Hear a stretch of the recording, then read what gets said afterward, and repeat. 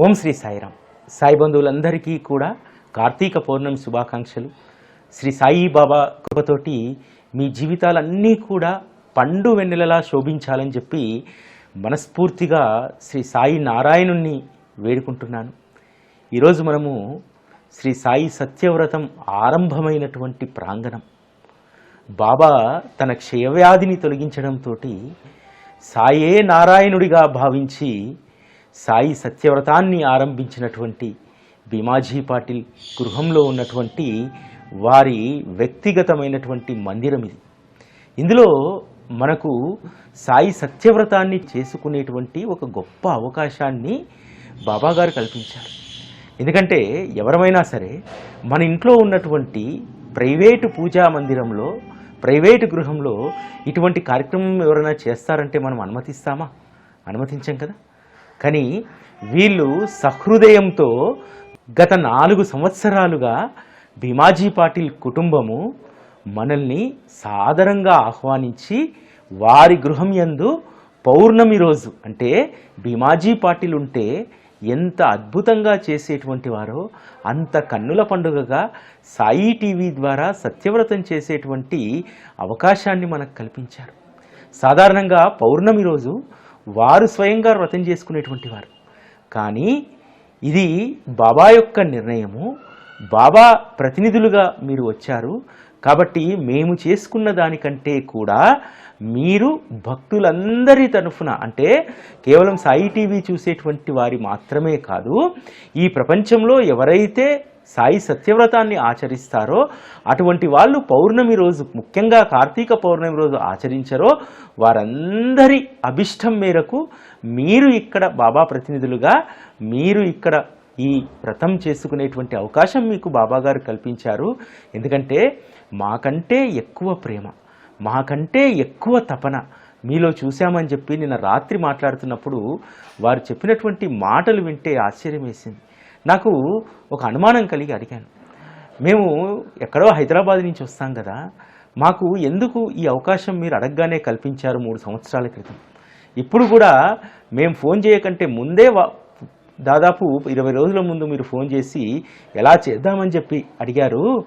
ఎందుకు అని అంటే వారు చెప్పినటువంటి మాట, మేం చేస్తే గొప్పతనం ఏముంటుంది, బాబా తన మనుషులను పిలిపించుకొని, తన వారిని పిలిపించుకొని చేస్తే అది కదా అసలైనటువంటి మహత్తు. మేము 3 సంవత్సరాలుగా ఎంత ఆనందాన్ని అనుభవిస్తున్నామంటే ఇక్కడ ప్రతిదీ మేము ఏర్పాటు చేసుకొని చేస్తే దాంట్లో ఏమాత్రం కూడా మాకు థ్రిల్ ఉండేది కాదు.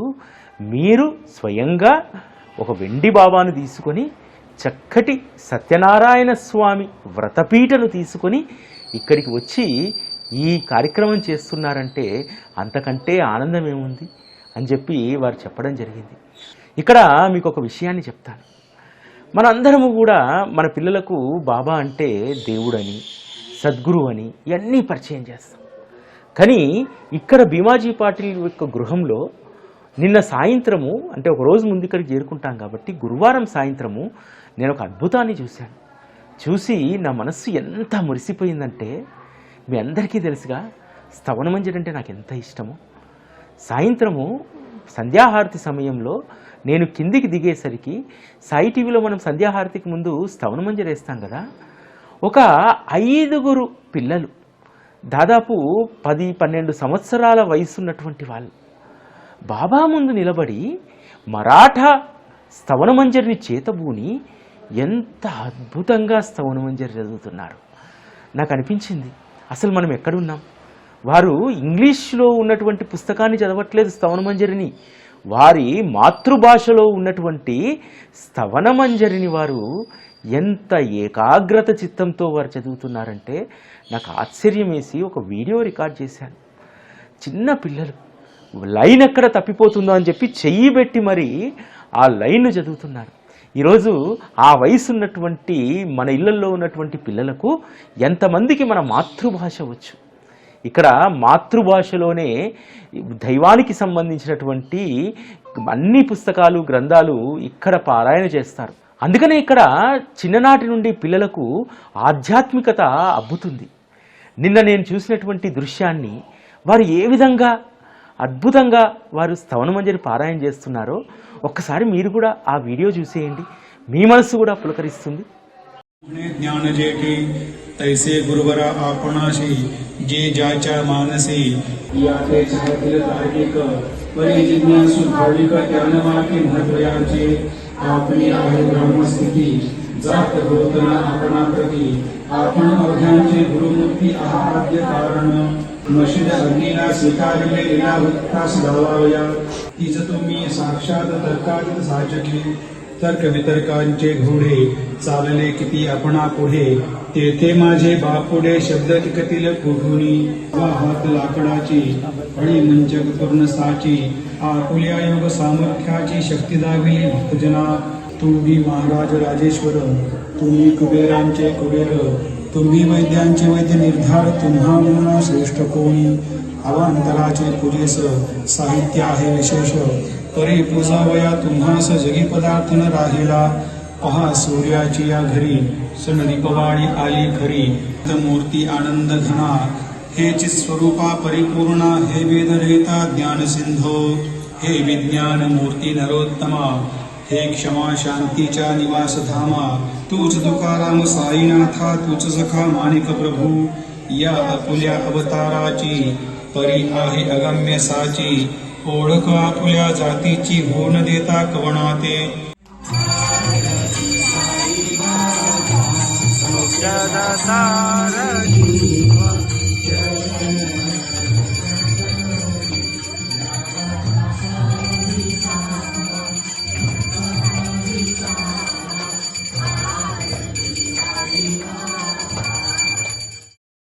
ఎంత అద్భుతం కదా, మీ మనస్సు కూడా పులకరించింది కదా. నిజంగా స్తవనమంజరి పట్ల వారి ప్రేమ అంటే అది మరాఠీలో ఉంటుంది కదా. దాస్కన్ మహారాజు వారు దాని మాతృక మరాఠీలోనే రాశారు కదా. అందులో ఒక స్తోత్రం వచ్చినప్పుడు దయాగణ సాయినాథ పాహిమాం పాహిమాం జ్ఞానభాస్కర జ్ఞానప్రదాత సర్వమంగళ శుభాకర అని చెప్పి ఉన్నటువంటి ఆ శ్లోకము ఎంత అద్భుతంగా చదివారు. నా మనస్సు పులకరించిపోయింది. నా మనస్సు స్తవనమంజరి ఆ స్తోత్ర పారాయణ అంటే వారు చక్కగా ఎంత అద్భుతంగా పాడారంటే నిజంగా అది మైమర్చిపోయాను. నాకు నేను మనసులో ఆనందం తాండవించింది. దాస్కన్ మహారాజ్ కళ్ళెదుట ప్రత్యక్షమయ్యారు. బాబా ఇక్కడ ద్వారకామయ రూపంలో కూర్చొని ఉన్నారు కదా, వారి పక్కనే వారు కూర్చొని వారి యొక్క పిల్లల యొక్క ఆ స్తోత్ర పఠనను ఇద్దరూ కలిసి వింటున్నారనేటువంటి అనుభూతి కలిగి మనసు పరవశించిపోయింది. అంత అద్భుతమైనటువంటి దృశ్యాన్ని ఇక్కడ ఆవిష్కరించజేసినటువంటి శ్రీ సాయి భగవానులకు ఎల్లవేళలా ఆనందంతో కృతజ్ఞతలు తెలియజేసుకుంటూ ఉంటాను. అంతేకాదు ఈరోజు ఇక్కడ చేసేటువంటి సాయి సత్యవ్రతం మీ యొక్క భవరోగాలన్నింటినీ కూడా తీసివేయాలని చెప్పి భీమాజీ పాటిలు మరణమే శరణ్యం అనుకున్నాడు. కానీ బాబా అటువంటి ఉత్తమ గుణాలు లక్షణాలు ఉన్నటువంటి సద్భక్తుణ్ణి ఎందుకు అర్ధాంతరంగా వారి యొక్క తనువు చాలింపజేస్తారు? చేయరు కదా. భీమాజీ పాటిల్ చేత ఈ శ్రీ సాయి సత్యవ్రతాన్ని అందరికీ తెలిసేలాగా చేసి విస్తృత ప్రచారం చేసి ఆ విస్తృత ప్రచారంలో ఇంకొకటి దాగి ఉంది. ఆ రోజు కథలన్నీ కూడా సత్యవ్రత కథలన్నీ కూడా శ్రీ దాస్కన్ మహారాజ్ గారు రాసినటువంటి సంతలీలామృతం భక్తిలీలామృతంలో ఉన్నటువంటి ఆ అధ్యాయంలో ఉన్నటువంటి బాబా లీలలను భీమాజీ పాటిల్ కథలుగా ఇక్కడ చెప్పేటువంటి వారు. భీమాజీ పాటిల్ ఆధ్వర్యంలో ఎంతో బ్రహ్మాండంగా ఈ వ్రతం జరిగేటువంటిది. అటువంటి వ్రతం మనం ఇక్కడ చేసుకునేటువంటి అదృష్టం. నిజంగా కొన్నింటిని డబ్బుతో మనం పోల్చలేం, డబ్బుతో కొన్నింటిని మనం కొనలేం. ఇక్కడ మీ పేరు మీద ఈరోజు సాయి సత్యవ్రతం జరుగుతుందంటే మీ మనస్సులో ఎంత ఆనందం ఉంటుంది. ఆనందం లేనటువంటి వాళ్ళకు కూడా నేను చెప్తున్నాను వినండి, ఇది మీరు పెట్టినటువంటి డబ్బుకు సమానమైనటువంటి విలువ కాదు. ఇక్కడ సత్యవ్రతం చేసుకోవడము కొన్ని లక్షల రూపాయలు కొన్ని కోట్ల రూపాయలు మీరు ఫిజికల్గా పెట్టినా సరే అది అసాధ్యమయ్యేటువంటి విషయం. కానీ ఇటువంటి అసాధ్యమైనటువంటి విషయాలు తనతో రుణానుబంధం ఉన్నటువంటి భక్తుల కోసం బాబా సాయి టీవీ ద్వారా చేయిస్తుంటారు. ఇందులో పాల్గొన్నటువంటి వాళ్ళు అదృష్టవంతులు, వారికంటే భాగ్యశీలురు మరొకరు ఉండరు. వారందరికీ కూడా శుభాశీస్సులు, బాబా యొక్క అనుగ్రహం పౌర్ణమి రోజు మీకు నిండుగా ఉండాలని, అదేవిధంగా అదేవిధంగా ఈ పౌర్ణమి అత్యంత శక్తివంతమైనటువంటి పౌర్ణమి. మన జీవితాల్లో కొత్త వెలుగులను కార్తీక పౌర్ణమి తీసుకొస్తుంది. శివకేశవులకు ఎంతో ప్రీతికరమైనటువంటిది. అందుకనే ఆ శివకేశవుల రూపంలో శ్రీ సాయిబాబా ఇక్కడ కొలువై ఈరోజు చక్కటి సత్యవ్రతాన్ని ఆయన జరిపించుకుంటున్నారు. సాక్షాత్తు నారాయణుడు, సాక్షాత్తు శ్రీ మహావిష్ణువు శివుణ్ణి ఆరాధించిన తర్వాత మరుసటి రోజు పౌర్ణమి రోజు మనం ఈ వ్రతం చేసుకుంటున్నాం. నేను నిన్న చెప్పినట్టు నిన్నటి రోజు అంటే చతుర్దశి రోజు, కార్తీక శుద్ధ చతుర్దశి రోజు శివుణ్ణి శ్రీ మహావిష్ణువు కొలుచుకున్నాడు కాశీలో. ఆ తర్వాత మనం ఇక్కడ సాయి సత్యవ్రతాన్ని ఈరోజు చేసుకోవడం. ఈరోజు లోక కళ్యాణం జరిగినటువంటి రోజు. శివుడు త్రిపురాసురుడు అనేటువంటి రాక్షసుని సంహరించినటువంటి రోజు. అదేవిధంగా సాయి నారాయణుడు, సాయి ఈశ్వరుడు, శివకేశవులు ఏకమైనటువంటి ఆ రూపము. ఎందుకంటే శివకేశవులు రూపంలో వేరుగా కనిపించవచ్చు, కానీ కార్యస్థలానికి వచ్చేసరికి వారిద్దరూ కూడా ఒకటే. వారి చర్యలు, వారి యొక్క లీలలు ఒకే రకంగా మనకు కనిపిస్తూ ఉంటాయి. కాబట్టి శివకేశవులకు భేదం లేదు. ఆ శివకేశవుల యొక్క ప్రతిరూపం నేనే అని చెప్పి సాయి నారాయణుడు, సాయి ఈశ్వరుడు ఈరోజు పౌర్ణమి రోజు ఇక్కడ సాయి సత్యవ్రతాన్ని జరిపించుకుంటున్నారు. ఈ సాయి సత్యవ్రతాన్ని మీరందరూ కూడా ఆస్వాదించండి. ఈరోజు చెప్పినటువంటి లీలలు, కథలన్నీ కూడా మనసుకు పట్టించుకోండి. సత్యవ్రత కథలు విన్నటువంటి వారికి ఉన్నటువంటి అన్ని భవరోగాలు కూడా తొలగిపోతాయి.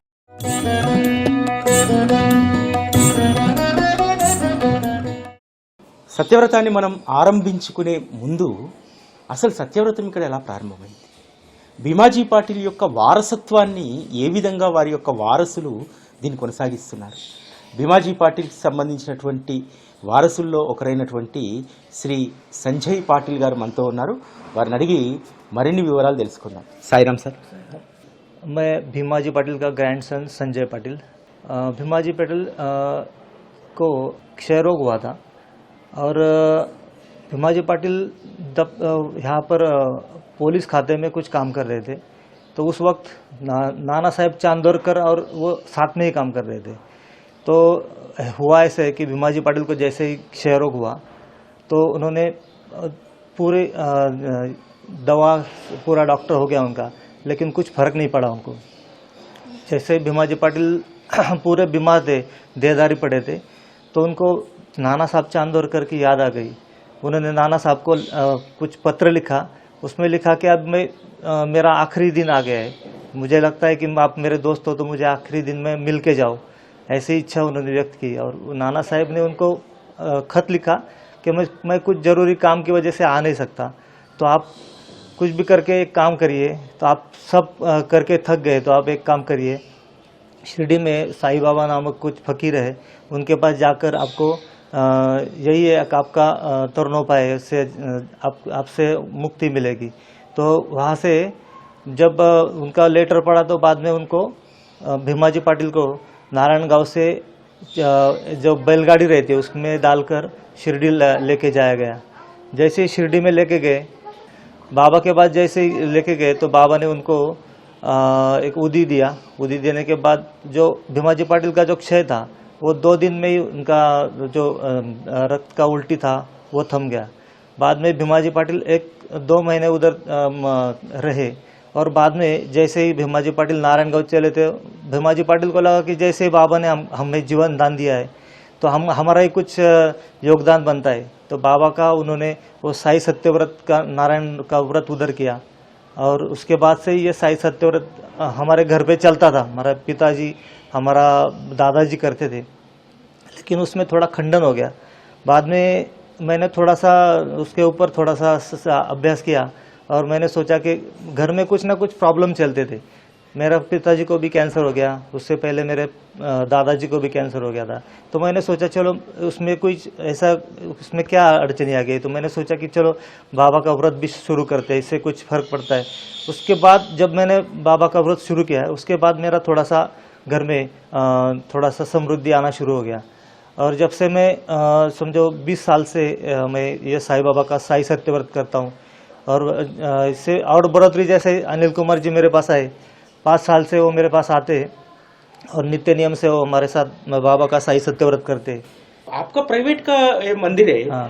हमारे को कई को अलाउ करा, क्या है इसमें बाबा लीला? बाबा का लीला ये है कि देखो, ये बाबा है ना, हमेशा जाति धर्म या ये आदमी कौन सा है, ये किस देश का है, ये देखते नहीं है। बाबा जोड़ने का काम करते हैं, आपस में जोड़ने का काम करते हैं। जैसे ही ये भैया मेरे पास, मुझे फ़ोन किया, उन्होंने मुझे कहा कि मुझे साई सत्यव्रत करना है आपके पास, तो मैंने तुरंत उनको हाँ बोला और सोचा कि चलो इनकी वजह से और भी आगे बढ़ जाएगा ये साई सत्यव्रत का, ये भी उसका प्रचार करते हैं, तो इसलिए उनका मैं धन्यवाद देता हूँ। మనందరము కూడా భీమాజీ పాటిల్ కుటుంబానికి ఎప్పుడూ కృతజ్ఞులై ఉండాలి. ఎందుకంటే ఎవరు ఇటువంటి అవకాశాన్ని ఇస్తారు? ఇటువంటి అవకాశం మనకు దక్కడం నిజంగా మనం చేసుకున్నటువంటి సుకృతం. బాబా మన పక్షాన ఉన్నారనడానికి ఇంతకంటే నిదర్శనం ఏమీ లేదు. ప్రతిసారి కూడా వచ్చినప్పుడు వీరు మమ్మల్ని హోటల్లో కూడా ఉండనివ్వరు. మీరు వచ్చేది ఉంటే, ఇక్కడ వ్రతం చేసుకునేది ఉంటే మా ఇంట్లోనే ఉండాలి, మా ఇంట్లోనే భోజనం చేయాలి, అది ఒకరోజు ముందు రావాలి. వీరు పెట్టినటువంటి నియమాలు ఇవి నిజంగా నియమాలు, ఆంక్షలు కావు. ప్రేమతో వారు ఒక బాబా సంబంధించినటువంటి భక్తులకు వారు చేస్తున్నటువంటి అపురూపమైనటువంటి సేవ. ఇటువంటి మహత్ అవకాశము ఎవరికీ కూడా రాదు. వారు భీమాజీ పాటిల్ గురించి చెప్తున్నప్పుడు ఒక మాట చెప్పారు. భీమాజీ పాటిల్ ఇబ్బందుల్లో ఉన్నప్పుడు తనకు గుర్తొచ్చినటువంటి వారు స్నేహితుడైనటువంటి నానాసాహెబ్. మనం దీన్ని బట్టి ఒక విషయాన్ని గుర్తుపెట్టుకోవాలి, మనం ఎటువంటి వారితో స్నేహం చేయాలని చెప్పి. ఆ స్నేహితుడు ఎంత చక్కటి పరిష్కారాన్ని చూపారో చూడండి. మనకు ఉండేటువంటి స్నేహితులు 1,00,000 మంది, 100 మంది, 10 మంది కాదు, ఉండాల్సినటువంటి ఒక్క స్నేహితుడు అలాంటి నానాసాహెబ్ చందోర్కర్ లాంటి వారు అయ్యుంటే మన జీవితంలో వచ్చేటువంటి సంకటాలు కూడా తొలగిపోతాయి. స్నేహబంధానికి అదొక ప్రతిరూపము. ఇద్దరు భీమాజీ పాటిల్ అండ్ నానాసాహెబ్ చందోర్కరు మిత్రుడి యొక్క రోగాన్ని, ఎందుకంటే తనకి మరణమే శరణ్యం అనుకున్నటువంటి మిత్రుడికి బాబా పాదాల వద్దకు పంపించి ఏ విధంగా వారు నివారింపజేశారు వారి క్షయరోగాన్ని అనేటువంటిది ఒక అద్భుతమైనటువంటి లీల.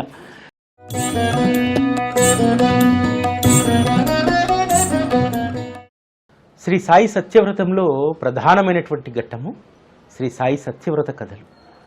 ఇదే ప్రాంగణం నుండి దాదాపు 114 సంవత్సరాల క్రితము శ్రీ సాయి సత్యవ్రతము ఆరంభమైంది.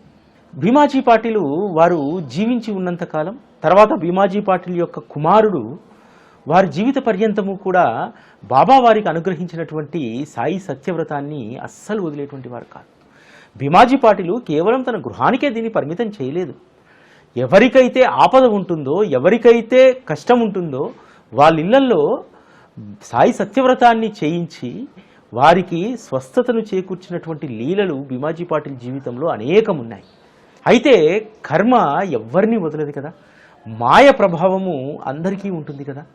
భీమాజీ పాటిలు 3వ జనరేషన్కి వచ్చేసరికి మాయ వారిని ఆవరించింది. సత్యవ్రతం అనేటువంటి ఊసే లేదు. సత్యవ్రతము 3వ తరం నుంచి పూర్తిగా అది కనుమరుగైపోయింది. ఆ తర్వాత నుండి ఎన్ని కష్టాలను వీరు అనుభవించారంటే, మనం సత్యనారాయణ స్వామి కథలో మనము చదువుతాం కదా, ఒక వ్యాపారి సత్యవ్రతాన్ని ఆచరిస్తానని చెప్పి ఆచరించకుండా వాయిదా వేస్తూ ఉంటే పడవ మునిగిపోతుంది కదా. అలాగే భీమాజీ పాటిల్ యొక్క వారసుల యొక్క పడవ మునగడానికి సిద్ధమైంది. అటువంటి సందర్భంలో మళ్ళా బాబా ఏ విధంగా వారికి సత్యవ్రతాన్ని గుర్తు చేశారు. ఇప్పుడు ఉన్నటువంటి సంజయ్ పాటిల్ గారి యొక్క తాతగారు, వారికి క్యాన్సర్ వచ్చి చాలా శరీరం అంతా కృషించుకుపోయి వారు మరణించారు. ఆ తర్వాత సేమ్ వ్యాధి క్యాన్సర్ వారి తండ్రి గారిని పీడించింది. వాళ్ళప్పుడు ఎంతో దుఃఖంలో ఉన్నారు. ఎందుకు ఇలా మాకు ఇలా జరుగుతుంది అని చెప్పి సంజయ్ పాటిలు 20 సంవత్సరాల క్రితం ఆలోచించారట. అరే, మేము ఏమి లోటుపాట్లు చేశాం, అన్ని గ్రహశాంతులు చేయించుకున్నారు, చేయాల్సినన్ని పూజలన్నీ చేసేశారు, ఏ ఫలితము దక్కట్లేదు. ఒకానొక రోజు బాబా పంపించినట్టుగా ఒక సాయి బంధువు వచ్చి, మీరు సత్యవ్రతాన్ని ఏ ఏ సమయాల్లో ఆచరిస్తారని చెప్పి అడిగారట. సత్యవ్రతం ఏమిటి, ఆచరించడం ఏమిటి అంటే, మీ ముత్తాత గారైనటువంటి భీమాజీ పాటిల్ ఆరంభించినటువంటి సాయి సత్యవ్రతం ఇప్పటికీ షిరిడి సంస్థానంలో కొనసాగుతుంది, మీరు దాన్ని ఆచరించకపోవడం ఏందని చెప్పి సంజయ్ పాటిల్ గారికి చెప్పడంతో వారు ఆలోచనలో పడ్డారు. వెంటనే అదే మాసంలో వారు సాయి సత్యవ్రతాన్ని ఆరంభించారు. అప్పటి నుంచి ఇప్పటి వరకు వారి ఇంట్లో ఏ శుభకార్యం జరిగినా సరే సత్యవ్రతాన్ని ఆచరిస్తున్నారు. పీకల్లోతు కూరుకుపోయినటువంటి ఈ కుటుంబము సత్యవ్రతాన్ని తిరిగి ఆరంభించిన తర్వాత మళ్ళీ 20 ఏళ్లలో ఒక మంచి స్థితికి వచ్చింది. సంజయ్ పాటిల్ గారు చెప్పినటువంటి విషయం ఏమిటంటే, ఇక తమ కుటుంబంలో తరతరాలుగా వెదలు బాధలు తప్పవని చెప్పి అనుకున్నాము, కానీ ఈ సత్యవ్రతం తిరిగి పునఃప్రారంభించిన తర్వాత మా కుటుంబం స్థితి మారిపోయింది అని చెప్పారు. బాబా ఒక ఇండికేషన్ ఇస్తారు, ఒక తరానికి ఒక ఇండికేషన్ ఇచ్చారు. క్యాన్సర్ అనేటువంటి రోగం, భీమాజీ పాటిల్కు క్షయవ్యాధిని కేవలం 2 స్వప్న దర్శనాల ద్వారా తగ్గించారు కదా. అటువంటి రోగపీడలు మళ్ళీ ఈ కుటుంబానికి వారసత్వంగా వచ్చాయి క్యాన్సర్ రూపంలో. ఎప్పుడైనా మనం గుర్తుపెట్టుకోవాల్సింది ఏంటంటే, బాబాను ఆశ్రయించినటువంటి మనము బాబా యొక్క విధిపూర్వకమైనటువంటి కార్యక్రమాలను సత్కార్యాలను మరవకూడదు. మరిస్తే మాయ మనల్ని ఆవరిస్తుంది. మాయలో పూర్తిగా మునిగిపోయిన తర్వాత బాబా కూడా ఏమీ చేయలేరు. మాయ నుండి బయటికి వచ్చి మరలా బాబా పాదాలను ఆశ్రయించినటువంటి వారి జీవితాలు అద్భుతంగా ఉంటాయి. అందుకు నిదర్శనం భీమాజీ పాటిల్ కుటుంబం. సత్యవ్రత కథలో మొదటి కథ సంపూర్ణం.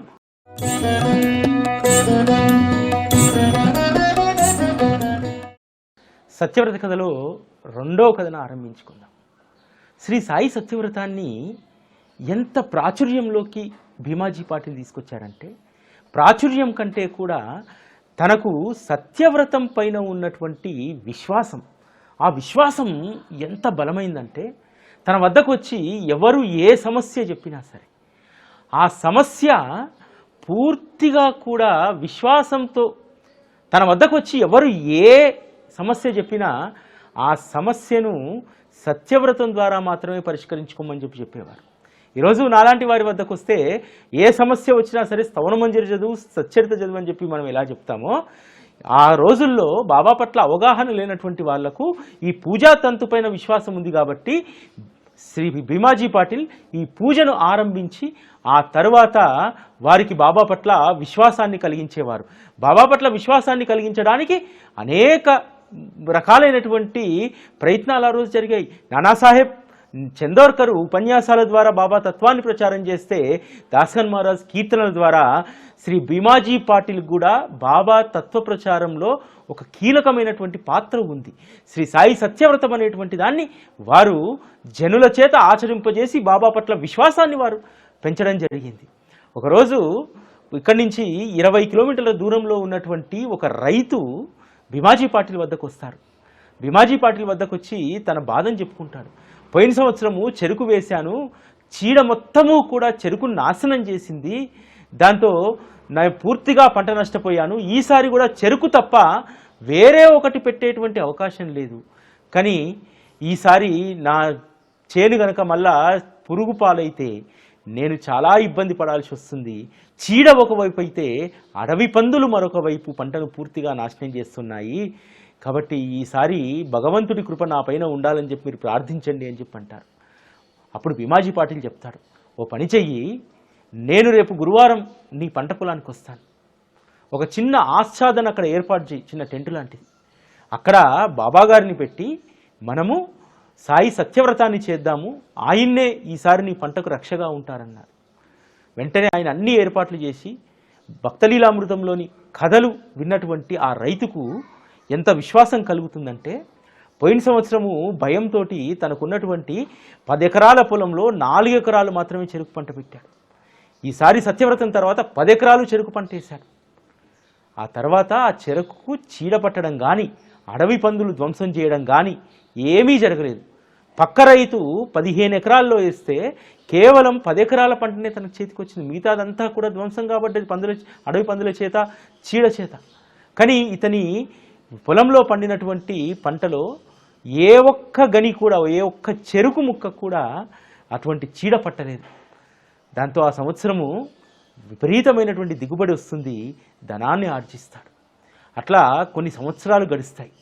గడిచిన తర్వాత ఒకరోజు భీమాజీ పాటిల్ దగ్గరికి వచ్చి, అయ్యా రేపు మీరు మా పంట పొలానికి రావాలి, అక్కడ మీరు వ్రతం చేసినటువంటి చోట బాబా నాకు ఒక గుడిని కట్టమన్నాడు, ఒక చిన్న మందిరాన్ని 10x10లో నా పొలంలో నిర్మించాను బాబా కోసము.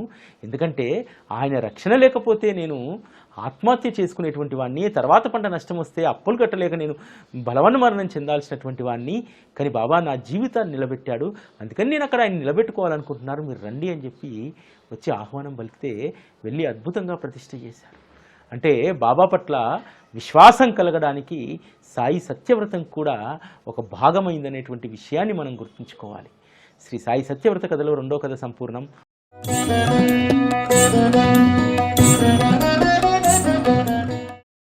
శ్రీ సాయి సత్యవ్రతంలో 3వ కథను ఆరంభించుకుందాం. సత్యవ్రతం మహిమ ఎంత గొప్పదంటే, అనేక సంవత్సరాలుగా పిల్లలు లేక బాధపడుతున్నటువంటి ఒక కుటుంబం ఏ విధంగా సత్యవ్రతం ద్వారా సంతానాన్ని అనుగ్రహించిందనేటువంటి కథ. ముంబైలో ఉంటున్నటువంటి దంపతులు, ఇటీవల కాలం జరిగిందే ఇది, సాఫ్ట్వేర్ రంగంలో పనిచేస్తున్నారు. ఈరోజు సాఫ్ట్వేర్ రంగంలో పనిచేసేటువంటి వారికి, ఆడవాళ్ళకు వచ్చేటువంటి సమస్యలు మీ అందరికీ తెలుసు. చాలామందికి చాలా రకాలైనటువంటి గర్భ సంబంధమైనటువంటి సమస్యలు, అదేవిధంగా అనేక ఆరోగ్య సమస్యలు, ఎక్కువ సమయం కూర్చొని పనిచేయడం, ఇటువంటి సమస్యల వల్ల ఆరోగ్యాలు దెబ్బతింటున్నాయి. వివాహం జరిగి 12 సంవత్సరాలు పుష్కర కాలం అవుతుంది. ఈ పుష్కర కాలంలో ఎక్కని దేవుని మెట్లు లేవు, దిగని మెట్లు లేవు, అన్ని పూజలు అయిపోయాయి.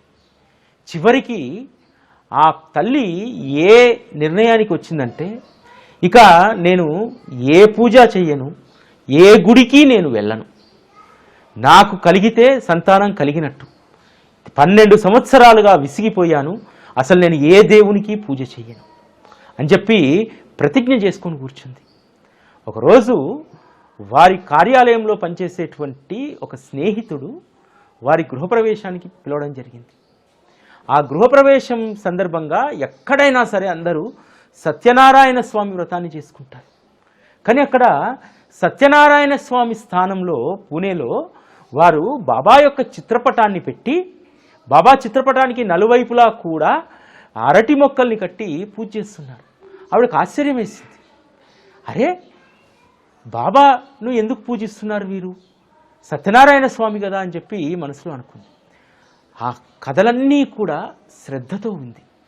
విన్న తర్వాత తను చివరి కథకు వచ్చేసరికి ఒక కృతనిశ్చయానికి వచ్చింది. కృతనిశ్చయానికి వచ్చి, నేను అసలు ఏ దేవునికి మొక్కను, కేవలం స్నేహితుడు పిలిచాడు కాబట్టి భోజనానికి వచ్చాను అనుకుంది మొదట. కానీ కథ చివరలో, 5వ కథ చివరలో బాబాకు నమస్కారం చేసి, అయ్యా, ఇన్ని లీలలు మీ విన్నాను, నేను 5 లీలలు విన్నాను, మహాద్భుతమైనటువంటి లీలలు. ఎంతోమంది గుడ్రాళ్ళకు సంతానాన్ని ఇచ్చావని చెప్పారు కథలు. మరి నాకెందుకు ఇవ్వవు నువ్వు?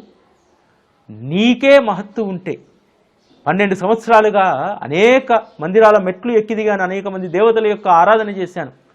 చివరగా నిన్ను కోరుకుంటున్నాను, నువ్వు సంతానాన్ని అనుగ్రహిస్తే మళ్ళీ నా యొక్క ఆధ్యాత్మిక జీవితం. ఎందుకంటే ఈ అమ్మాయి చిన్న వయసు నుంచి కూడా బాబా పట్ల, ఈ అమ్మాయికి చిన్న వయసు నుంచి కూడా దేవుడి పట్ల భక్తి కలిగినటువంటి బిడ్డ. అర్ధాంతరంగా దేవుడితో అనుబంధం తెంచేసుకుంది, కేవలం సంతానం లేదని చెప్పి. అటువంటి వారిని ఉద్ధరించకుండా ఉంటారా బాబా? తిరిగి సంవత్సరం లోపు ఆ అమ్మాయి పండంటి ఆడబిడ్డను గంది. అప్పుడు అర్థమైంది బాబా యొక్క మహిమ. ఆవిడకు గర్భం దాల్చిన తర్వాత నుంచి ఆవిడ మనస్సులో, ఆవిడ నోటి నుండా వచ్చేటువంటి నామం ఓం శ్రీ సాయిరామ్. అట్లా 9 నెలలు నామాన్ని స్మరిస్తూ చాలా సునాయాసమైనటువంటి డెలివరీని ఆ అమ్మాయి పొందింది. అప్పటి నుంచి బాబాను వదలకుండా పట్టుకుంది. ఇక్కడ మనం 2 లీలలను గుర్తు చేసుకోవాలి. బలవంతరావు క్షీరసాగర్ చాలా మంచి కుటుంబం, దైవభక్తి కలిగినటువంటి కుటుంబం. తండ్రి తర్వాత బలవంతరావు క్షీరసాగరు పూజను మానేస్తే బాబా ఏ విధంగా పూజను ప్రారంభింపజేసి ఆ కుటుంబాన్ని ఉద్ధరించారు. పితాలయ విషయంలో కూడా ఇదే జరిగింది కదా.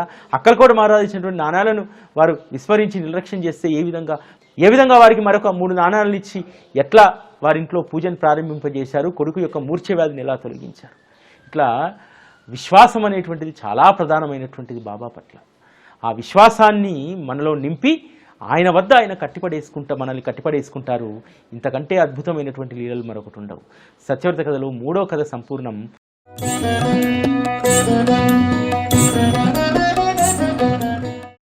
శ్రీ సాయి సత్యవ్రత కథలో 4వ కథను ప్రారంభించుకుందాం.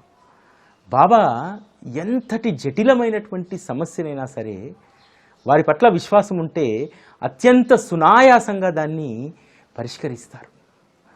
ఒక వ్యక్తి తన భూమికి సంబంధించినటువంటి వివాదంలో అనేక సంవత్సరాలుగా కోర్టుల చుట్టూ తిరుగుతూ ఉన్నాడు. కానీ ఏ రోజు కూడా ఆ సమస్య పరిష్కారం కాలేదు. అట్లా ఒక దశాబ్ద కాలం ముగిసింది, 10 సంవత్సరాలు. తనకు న్యాయంగా రావాల్సినటువంటి వాటా దాయాదులు ఇవ్వకపోవడంతో అతను కోర్టు చుట్టూ తిరుగుతున్నాడు. అంతేకాదు బంధువులతోటి అనేక మందితోటి రాజీకి ప్రయత్నించినా సరే వారు ఏ రోజు కూడా రాజీకి రాలేదు. ఆ తర్వాత బాబాను ప్రార్థించాడు. బాబా, ఈ ఒక్క సంవత్సరంలో దాన్ని మీరు పరిష్కరిస్తే నాకు సమ్మతం, లేకపోతే నేను ఆ కేసును స్వచ్ఛందంగా వదులుకుంటానన్నాడు. బాబా వద్ద ప్రార్థన చేసిన తర్వాత 11 నెలలు గడిచాయి. 11 నెలలు కూడా వాయిదాల మీద వాయిదాలు కావాలని వైరిపక్షం వాళ్ళు కోర్టును తప్పుదోవ పట్టిస్తూ సరైనటువంటి డాక్యుమెంట్లు వాళ్ళ తరఫున దాఖలు చేయకుండా టైంను ప్రొలాంగ్ చేస్తూ ఉన్నారు. సరిగ్గా 11 నెలలు గడిచాయి. 12వ నెల ఆ బెంచ్ మీద ఉన్నటువంటి న్యాయాధీశుడు ట్రాన్స్ఫర్ కావడం జరిగింది.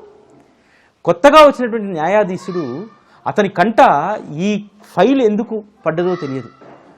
10 సంవత్సరాలుగా ఎందుకు ఈ కేసును డిస్పస్ చేయలేదని చెప్పి దానిపైన ప్రత్యేకమైనటువంటి దృష్టి పెట్టాడు.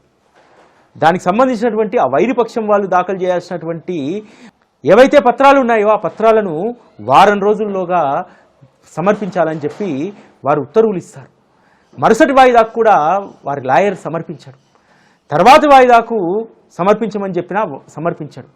సరిగ్గా 15 రోజుల తర్వాత జడ్జి గారు ఫైనల్గా చెప్తారు ఏంటంటే, వచ్చే వాయిదాకు మీరు సమర్పించకపోతే నేను నా తీర్పును వెల్లడిస్తాను అని చెప్పి.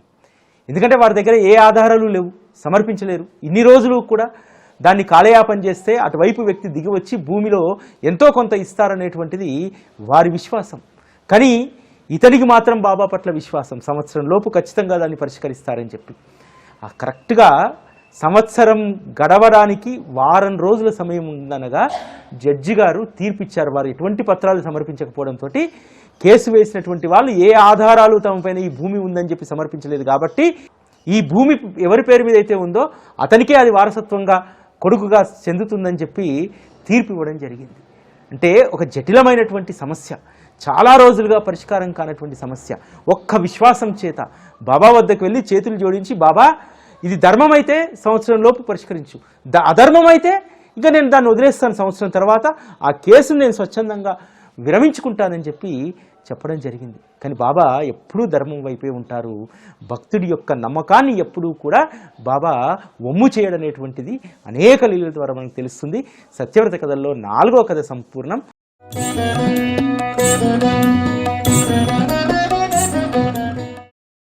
సత్యవ్రత కథలో 5వ కథను మనం ప్రారంభించుకుందాం. బాబా తన భక్తుల్లో ఎంత విశ్వాసాన్ని నింపుతారంటే దాస్కన్ మహారాజు స్వయంగా దాన్ని అనుభవించి ఉన్నారు. అందుకనే మనకు అద్భుతమైనటువంటి స్తవనమంజరిని ఇచ్చారు. స్తవనమంజరి పారాయణ చేసినటువంటి వారికి కష్టాలు కడతేరనటువంటి వారు ఉండరు. ఏదో రకమైనటువంటి ఉపశమనం వస్తుంది. ఆఖరికి ఎటువంటి ఉపశమనం వస్తుందంటే మనకున్నటువంటి కష్టాన్ని మనం మర్చిపోయేటువంటి ఉపశమనం మనకు కలుగుతుంది. దాస్కన్ మహారాజ్ గారు ఒక గ్రామంలో కీర్తన చేస్తూ ఉండగా ఒక శవాన్ని ఎత్తుకొని దుర్వాసులు శ్మశానానికి వెళ్తూ ఉంటారు. దాస్కన్ మహారాజు నోటి వెంట వచ్చినటువంటి కీర్తనలో బాబా తన భక్తుల్ని మృత్యుముఖం నుండి లాగుతారని చెప్పి చెప్తారు. వారు ఆ శవాన్ని అక్కడ దింపి మృత్యుముఖం నుంచి సాయిబాబా భక్తుల్ని లాగుతారంటే నా తమ్ముడిని ఇప్పుడు బ్రతికించమని చెప్పి ఒక మంకు పట్టుపట్టి కూర్చుంటాడు ఓ వ్యక్తి. లేకపోతే నా తమ్ముడు గనక నువ్వు బాబా నామం చేసినప్పుడు నా తమ్ముడు బ్రతికి రాకపోతే నేను ఇక్కడికిక్కడే పాతి పెడతానని చెప్పి భీష్మించుకొని కూర్చుంటాడు. లేనిపోయిన అబద్ధాలు చెప్తున్నావు, ఎవరైనా చనిపోయినటువంటి వారిని లేపగలుగుతారా? నీ శ్రీ సాయిబాబాకు మహత్తు ఉంటే చనిపోయినటువంటి నా తమ్ముడిని బ్రతికిమని చెప్పనంటాడు. దాంతో దాస్కన్ మహారాజు ఉలిక్కి పడతాడు. దాస్కన్ మహారాజుకు విశ్వాసం ఉంది, కానీ ఆ సమయానికి తనకు విశ్వాసం బలపరచడానికి ఎవరో ఒకరు కావాలి. పక్కనే ఉన్నటువంటి ఆత్మారావు తర్కర్ చెప్తాడు, గను ఎప్పుడు నువ్వు బాబాని ప్రార్థిస్తావు కదా, సాయి రహం నజర్ కర్నా పాడితే ఖచ్చితంగా బాబా ఇతనికి ప్రాణాన్ని పోస్తారని చెప్పి దాస్కన్ మహారాజు కీర్తనకు వెళ్ళేటువంటి సమయంలో బాబా వద్ద అనుమతి తీసుకొని బయలుదేరాడు. ఆ సమయంలో బాబా చెప్తాడు, ఇక్కడ తర్కడు ఒక్కరే ఉన్నారు కదా, అతన్ని కూడా తీసుకెళ్ళి కీర్తన వింటాడు అని అంటాడు. కీర్తనకు తర్కడ్ను ఎందుకు పంపించారనేటువంటి విషయం అప్పుడు దాస్కన్ మహారాజ్కి అర్థమవుతుంది. తనకు ఆసరాగా ఉండి విశ్వాసాన్ని నింపడానికి తర్కడ్ను పంపించారు. దాస్కన్ మహారాజు బాబా పటం ముందు అగరబత్తీలు వెలిగించి బాబాకు ధూపం చూపెట్టి పాడడం ప్రారంభిస్తారు కళ్ళు మూసుకొని. ఆర్తిగా మనసు పైకి మాత్రం సాయి రహం నజర్ కర్నా పాడుతున్నారు, మనసులో మాత్రం ప్రార్థన జరుగుతుంది. బాబా ఎట్లయినా సరే నీ మహత్తుకు సంబంధించినటువంటి పరీక్ష ఇది, నిన్ను నువ్వే గెలిపించుకోవాలి అని చెప్పి ఆ సాయి రహం నజర్ కర్నా పాడడం ప్రారంభించారు. సాయి రహం నజర్ కర్నా అయిపోయి బాబాకు హారతి చూపెడుతున్నటువంటి సందర్భంలో అతను పడకమీంచే లేచినట్టు పాడమీంచే లేచి నిల్చుంటాడు. అది బాబా యొక్క మహత్తు. ఇది ఆన్ రికార్డ్ జరిగినటువంటిది. దాస్కన్ మహారాజ్ తన స్వయం అనుభవాల్లో రాసుకున్నటువంటిది, తర్కడ్ తన స్వయం అనుభవాల్లో రాసుకున్నటువంటిది. దీన్ని బట్టి మనం బాబా పట్ల ఎంత విశ్వాసంతో మనం ఉండాలో అర్థం చేసుకోండి. 5వ కథ సంపూర్ణం. శ్రీ సచ్చిదానంద సద్గురు సాయినాథ్ మహారాజ్కి జై.